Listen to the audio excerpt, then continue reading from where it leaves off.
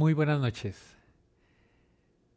Quiero que empecemos orando y poniendo este tiempo en las manos del Señor. Padre, gracias por una oportunidad más de estudiar tu palabra y de conocerte, y queremos aprender de lo que vamos a ver sobre la iglesia. Guíanos en el nombre de Jesús. Amén. Cuando uno va a un supermercado a comprar frutas, verduras, uno no simplemente llega y compra cualquier cosa que se le atraviese. Uno busca ciertas marcas para asegurarse que esa fruta, esa verdura sirva, que no esté ni podrida ni tampoco que esté muy verde. Entonces algunas de esas marcas incluyen el color, a veces el olor. Bueno, de forma similar en la Biblia podemos ver ciertas marcas que nos muestran cómo se ve una iglesia que está madurando, que está creciendo, espiritualmente hablando, no en números solamente, sino espiritualmente hablando. Y quiero que esta noche veamos algunas de esas marcas conforme al libro de los Efesios. Así que el estudio de esta noche está basado solo en el libro de los Efesios. Hay otros libros en la Biblia donde podemos ver más marcas, pero vamos a enfocarnos en Efesios. ¿Y por qué Efesios? Bueno, hay un versículo por allá en el capítulo 4 donde se nos dice lo siguiente. Pablo escribe lo siguiente: entonces ya no seremos niños sacudidos por todo viento de doctrina, por la astucia de los hombres, por las artimañas engañosas del error. Más bien, al hablar la verdad en amor, creceremos en todos los aspectos en aquel que es la cabeza, es decir, Cristo. Entonces nos dice que lo que él está escribiendo, si ellos lo aplican, ya no van a ser niños, van a crecer, es decir, van a madurar. Y así que en este libro podemos ver algunas de esas cosas que Pablo escribe que la iglesia debe aplicar, y al aplicarlas va a crecer y madurar. Vamos a ver entonces, por así decirlo, una vista panorámica del libro de los Efesios, desde el capítulo 1 hasta el capítulo 6.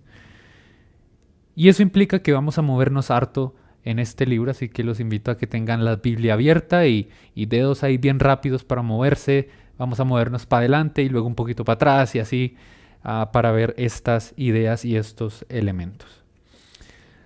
Quiero que veamos dos ideas principales. La primera es que una iglesia en maduración crece en su entendimiento de la persona y la obra de Dios.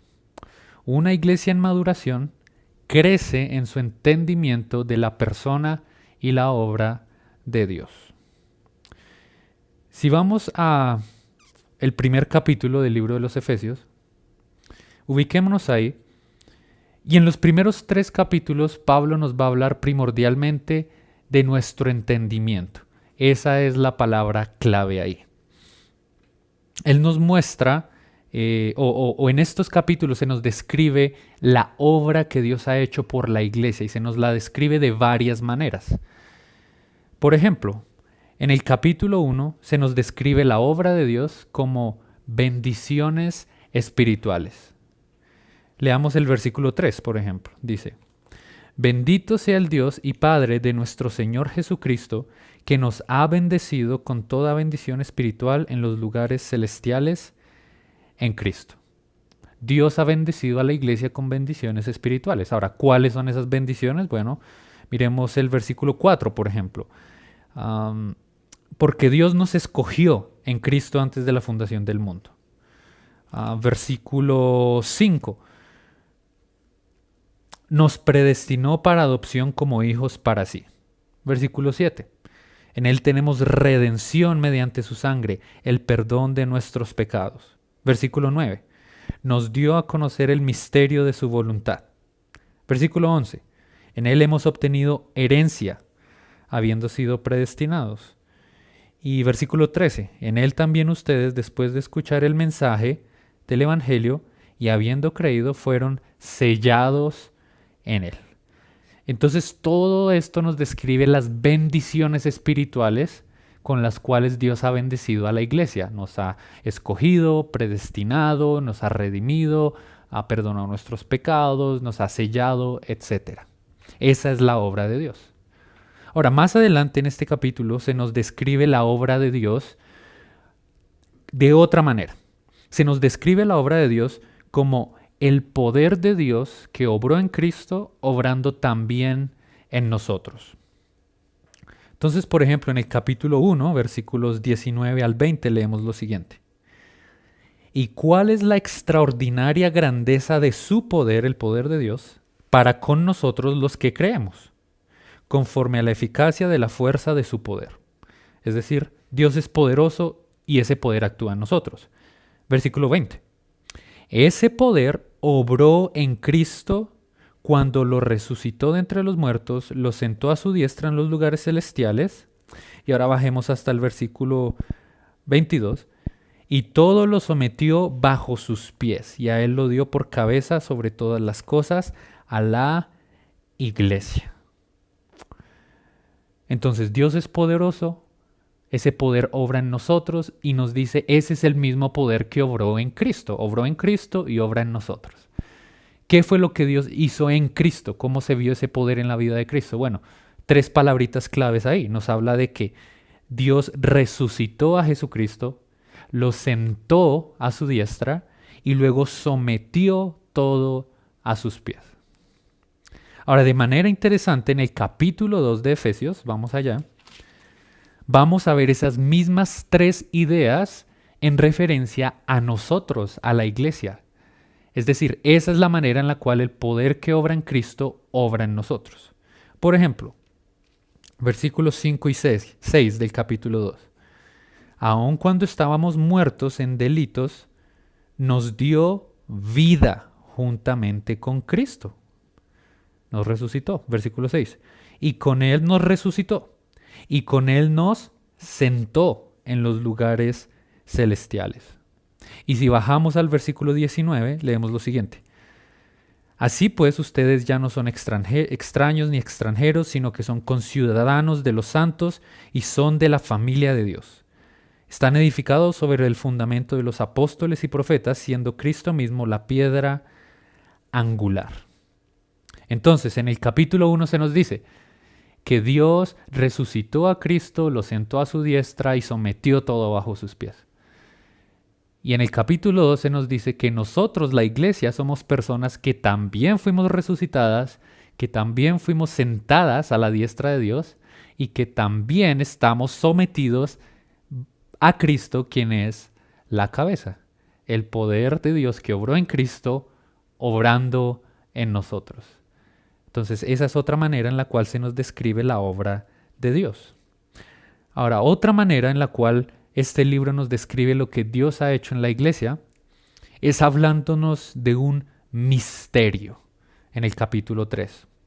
Misterio. ¿Qué es un misterio?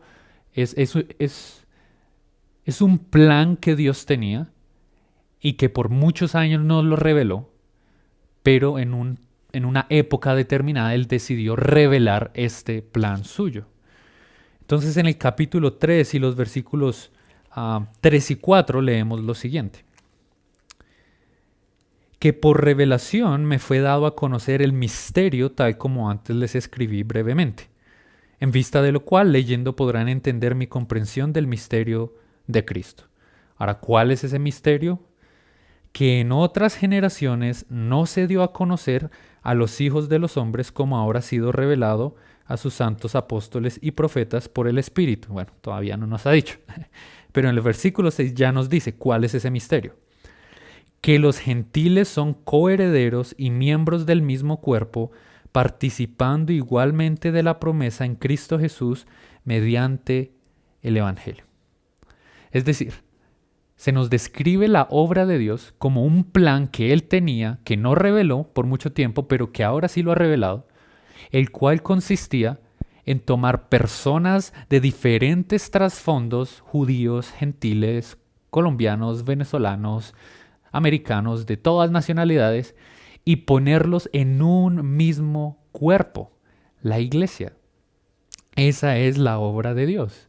Y es un gran privilegio porque nosotros, sin ser judíos, estando tan lejos de Jerusalén y de esos sitios donde muchas de estas cosas sucedieron históricamente, tenemos acceso a Dios y no tenemos que volvernos judíos, ni aprender hebreo, ni nada de eso. Tenemos acceso a Dios, su palabra está en nuestro idioma, tenemos muchas versiones y eso es parte de la obra de Dios en la iglesia.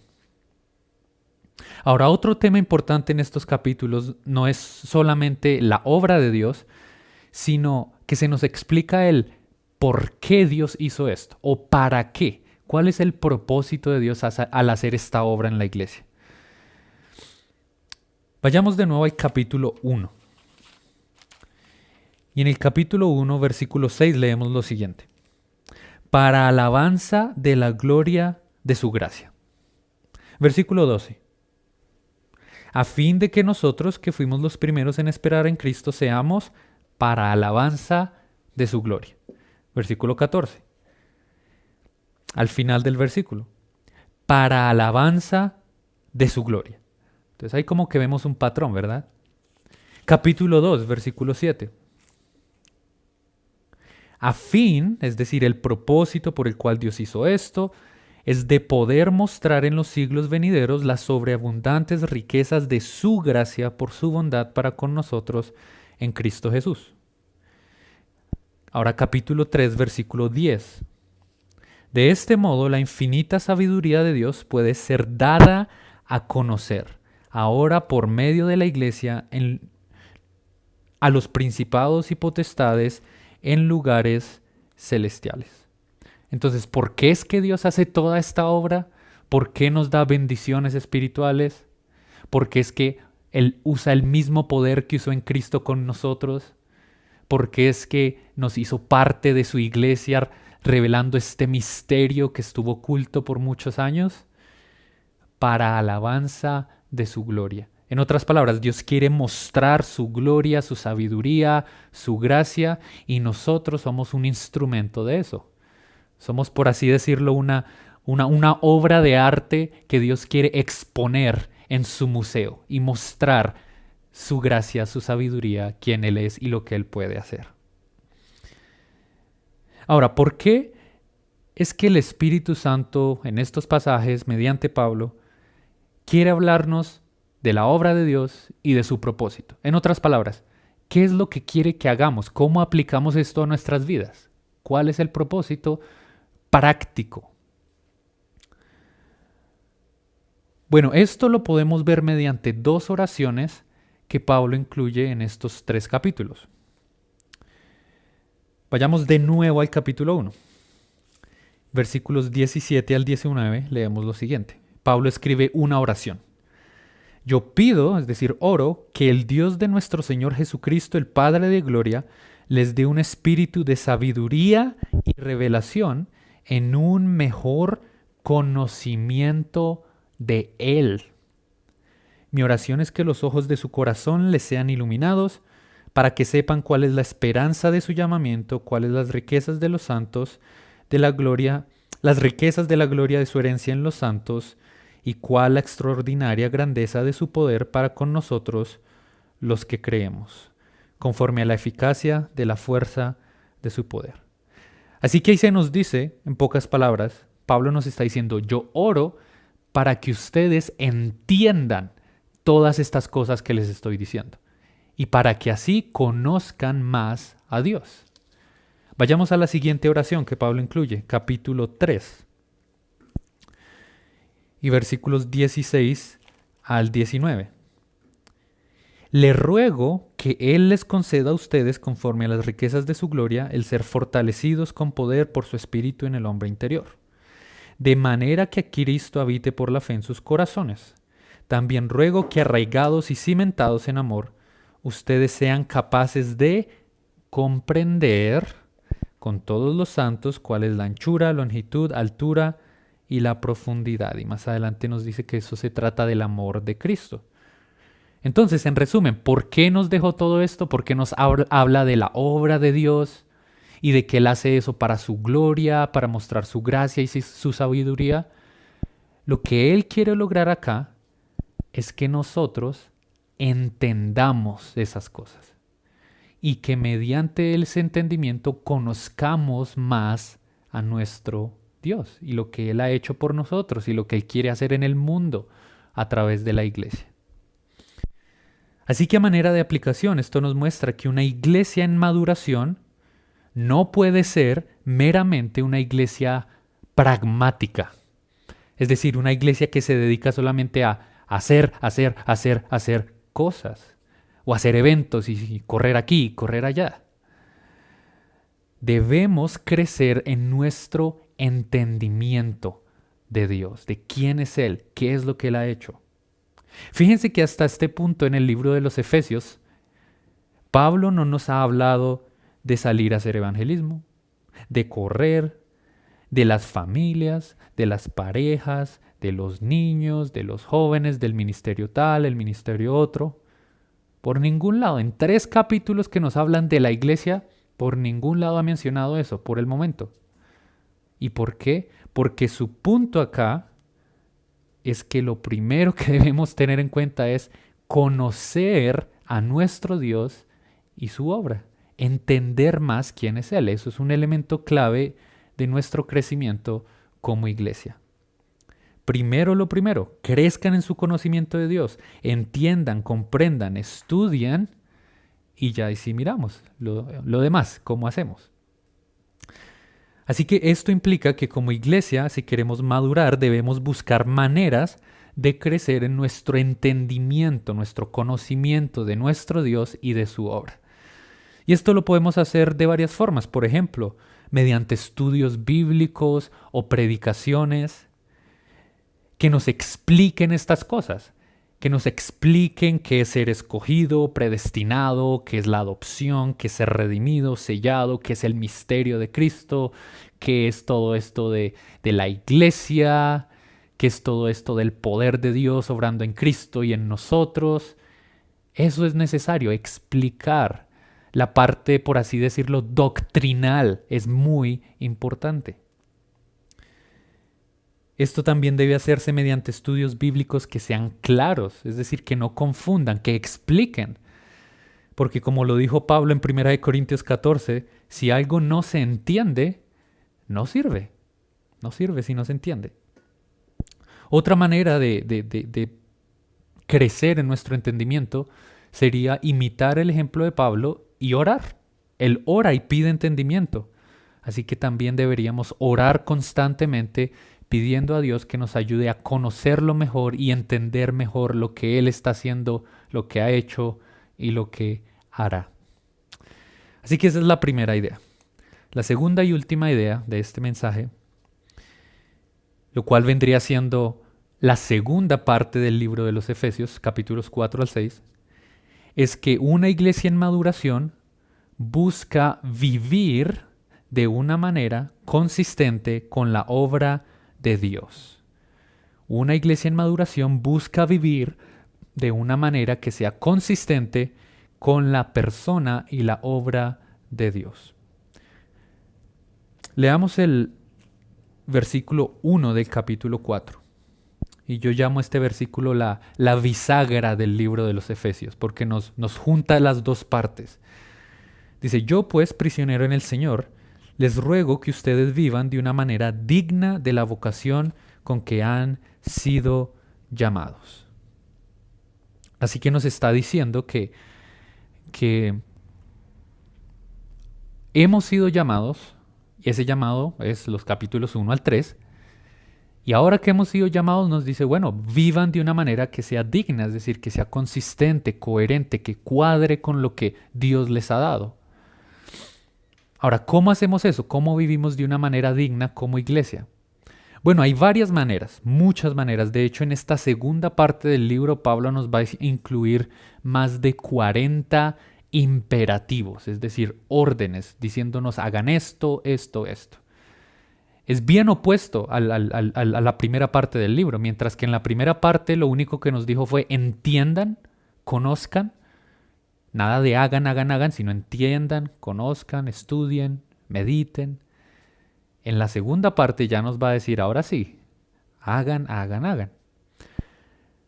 Pero creo que todos estos imperativos que encontramos en los capítulos 4 al 6 podrían resumirse en 5 imperativos principales, 5 aplicaciones principales. Y esto no es algo que se me ocurre a mí, sino es algo que vemos, que podemos observar de acuerdo a la manera en la cual Pablo escribió el libro y algunas marcas que él nos deja. Por ejemplo, hay una palabrita clave que él va a usar en al menos 4 de estos 5 imperativos, y es la palabra andar o caminar, o otras versiones lo traducen como vivir. Entonces Pablo nos va a mostrar varias formas en las cuales debemos caminar, andar o vivir. Lo primero que él nos dice es que debemos caminar en unidad. Versículos 1 y 2 de nuevo de Efesios 4. Yo pues, prisionero del Señor, les ruego que vivan de una manera digna de la vocación con que han sido llamados, que vivan con humildad, mansedumbre, paciencia, soportándose unos a otros en amor. Versículo 3. Esforzándose por preservar la unidad del Espíritu en el vínculo de la paz. Así que una iglesia en maduración es una iglesia que preserva la unidad de la iglesia. Una iglesia inmadura es una iglesia en la cual hay divisiones, conflictos, pleitos por todo, celos, envidias. Un segundo imperativo que él nos muestra es que debemos caminar como personas nuevas. Capítulo 4, versículo 17. Dice, esto digo pues y afirmo juntamente con el Señor, que ustedes ya no anden, fíjense la misma palabra, anden, caminen, vivan, así como andan los gentiles en la vanidad de su mente. Y ahora bajemos al versículo 22. ¿Cómo se hace eso? Bueno, versículo 22. Que en cuanto a la pasada manera de vivir, ustedes se despojen del viejo hombre que está corrompido conforme a deseos engañosos, y que sean renovados en el espíritu de su mente, y que se vistan del nuevo hombre, el cual en la semejanza de Dios ha sido creado en la justicia y santidad de la verdad. Si la iglesia es un grupo de personas que han recibido vidas nuevas, pues es lógico que una iglesia en maduración es una iglesia en la cual sus miembros reflejan esa vida nueva en sus vidas. Se despojan del viejo hombre, antiguos vicios, y se ponen el nuevo hombre. Adoptan nuevas virtudes conforme al carácter de Cristo. Una tercera manera en la cual aplicamos o vivimos de una manera consistente es caminando en amor.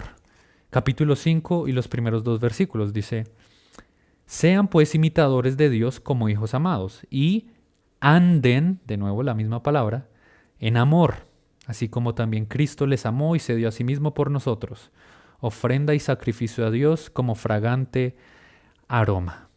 Una iglesia en maduración muestra amor entre sus miembros. Una cuarta manera en la cual Pablo nos muestra que debemos caminar es que debemos caminar en luz. Luz, capítulo 5, versículo 8. Porque antes ustedes eran tinieblas, pero ahora son luz en el Señor. Anden, de nuevo la misma palabra, anden como hijos de luz, porque el fruto de la luz consiste en toda bondad, justicia y verdad. Estamos llamados a hacer luz y andar en luz, y se nos explica que andar en la luz implica vivir en justicia, en bondad, y más adelante se nos dice, por ejemplo, ese famoso versículo que dice comprobando lo que es agradable al Señor, Efesios 5:10. Y eso está dentro de esta categoría, es decir, una persona que anda en la luz es una persona que comprueba lo que es agradable al Señor.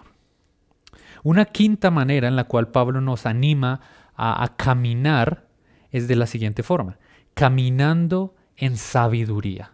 Debemos caminar o andar en sabiduría. Capítulo 5, versículo 15. Dice, por tanto, tengan cuidado cómo andan, de nuevo la misma palabra, no como insensatos, sino como sabios. Una iglesia en maduración es una iglesia donde se toman decisiones sabias conforme a la sabiduría de Dios.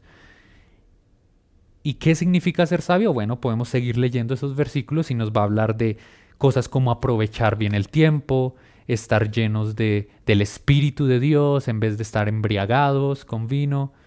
Se nos habla dentro de esa categoría de ser sabios del hogar cristiano, de las esposas sometiéndose a los esposos, de hijos siendo obedientes a los padres, de los esposos amando a las esposas. Es decir, si queremos reflejar la sabiduría de Dios, debemos ser ese tipo de personas. Otra forma de decirlo, una esposa que se somete, una familia en la cual la esposa se somete al esposo, en la cual los hijos son obedientes y en la cual los esposos aman a sus esposas y crían a sus hijos en el temor del Señor, es una familia que refleja la sabiduría de Dios, que anda en sabiduría. Y hay un último imperativo principal. Creo que les dije que habían 5, pero en realidad son 6. El último lo encontramos en el capítulo 6 de Efesios. Y acá Pablo ya va a romper con ese patrón que él venía usando de usar la palabrita anden, anden, anden, anden. Y ya como que no le gustó más, entonces no la va a usar. Va a usar otra palabra. Pero este es otro imperativo principal, el último, dice, versículo 10 del capítulo 6. Por lo demás, es decir, a la luz de todas estas cosas que les he dicho, fortalézcanse en el Señor y en el poder de su fuerza. Es decir, peleen. Peleen. Una iglesia en maduración es una iglesia involucrada en una batalla espiritual, en una pelea. Y no se refiere a pelearse con los vecinos, no se refiere a pelearse unos con otros, no se refiere a lo que muchas iglesias por ahí dicen que es la guerra espiritual y hacer ruido y gritar y cosas por el estilo, no. Si leemos los versículos nos habla de que batallar espiritualmente como iglesia consiste en ponerse la armadura de Dios, que consiste en fe, en la palabra de Dios, cosas por el estilo, y así poder enfrentar las tentaciones del enemigo como iglesia. Esa es la batalla espiritual. Así que en resumen, de acuerdo a estos capítulos 4 al 6 de Efesios, una iglesia en maduración que busca vivir de una manera digna de su llamado hace lo siguiente: camina en unidad, camina como personas nuevas, camina en amor, camina en luz, camina en sabiduría y pelea la batalla espiritual. Así que ese es el panorama de Efesios. Una iglesia en maduración busca entender y conocer a su Dios y la obra que Él está haciendo, y luego busca aplicar eso a sus vidas, viviendo de estas maneras. Así que una iglesia en maduración, en pocas palabras, es algo, entre comillas, muy sencillo. Conozca a su Dios y viva de una manera que sea digna de quien Él es y lo que Él ha hecho. Conocer y vivir. Conocer y vivir. Y ese es mi deseo para nuestra iglesia, que conozcamos más a nuestro Dios y que vivamos de una forma digna. Una iglesia en maduración no consiste en tener luces, en tener shows, en buscar maneras de traer más gente, pero sacrificando la verdad o cosas por el estilo, no. Es una iglesia que conoce a su Dios y vive de una manera digna. Conocer y vivir. Vamos a orar. Padre, gracias por este libro tan bello, y queremos ser una iglesia que madure, pero no queremos confundir madurez y crecimiento con cosas meramente externas. Queremos conocerte, saber lo que tú estás haciendo, quién tú eres, lo que tu obra es, y queremos vivir, que eso se vea reflejado en nuestras vidas, como familias y como miembros de una iglesia local. En el nombre de Jesús. Amén.